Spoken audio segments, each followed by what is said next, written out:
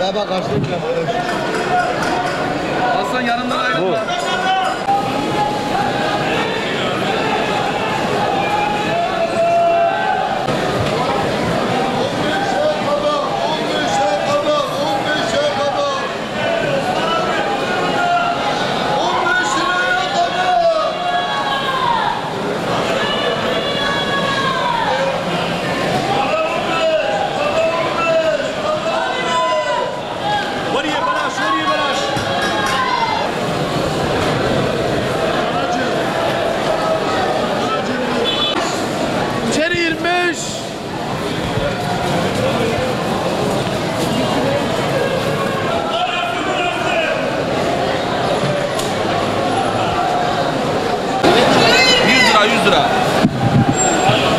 Abim ayağınıza sağlık, afiyet olsun.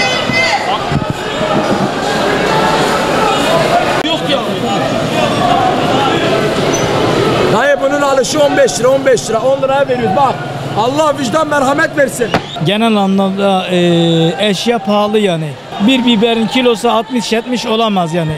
Akıllara ziyan yani. Dolayısıyla yani vatandaş almakta zorluk çekiyor. Gerçekten yani zorlanıyor yani. Cebi cidden zorluyor yani. Yetkililer de bu konuda yani eşyaların ucuzlanması için çaresine bakması lazım yani. Toplumun zorlanmaması için bunun çözümüne gitmeleri lazım. Yetkililere özellikle şunu söylemek istiyorum.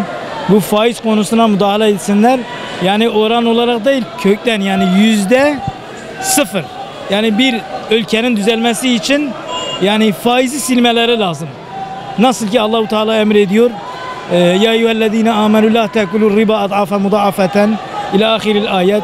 Ey iman edenler, faizi kat kat yapmış olduğunuz faizden vazgeçin. Yani yemeyin. Yani hiç yemeyin. Her şey uçuyor, pahalı. Gördüğün gibi hiçbir şey alamıyoruz, artık hale geldik. Hayat şartları zor. Allah yardımcımız olsun hepimizin. Fırsatçılar çok. Fırsatçılık da var memleketimizde. Her şeye fırsat bilip her şeyi 1 liraya 3 liraya çıkaran insanlarımız çok. Deprem olur, ev kiraları artıyor. Sel oluyor, bir yağmur yağıyor, sebzeler işte pahalı hale geliyor. Millet pazara geliyor, mecburiyetten bak soğan, patates, meyve evlerimize meyve götüremez hale geldik.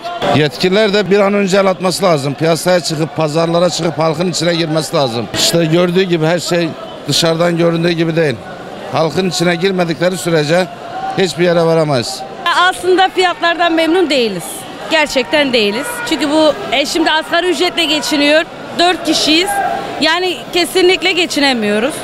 Biraz maaşımız yüksek olsaydı belki ama çok zor. Kiracı değiliz. Kiracı da olsaydık herhalde biz de yakında yerdeki çöpleri toplayacaktık. İktidar demiyorum. İnsanlarımız. Ben iktidar demiyorum. İktidar 20 yıldır çünkü başımızda. 20 yıldır memnundum. Bence insanlarımız bunu yapıyor. Çünkü insanlarımızı doyuramıyoruz. Ya başında belediye ilgilenmiyor. İlgilenmedikçe de insanlar daha da fazla şımarıyor. Daha da fazla üstüne zammı koyuyor. Ben öyle düşünüyorum. Ya her şeyi iktidarın üstüne atmamak lazım. Memnun olmadığımız çok. Herkesin kendi bir piyasası var. Hani falan da şuna veriyor. Falan yerde şu kadar. Artık işi öyle buldurmuşuz. Gidiyor. Yani top atacak kale arıyor millet. Değil.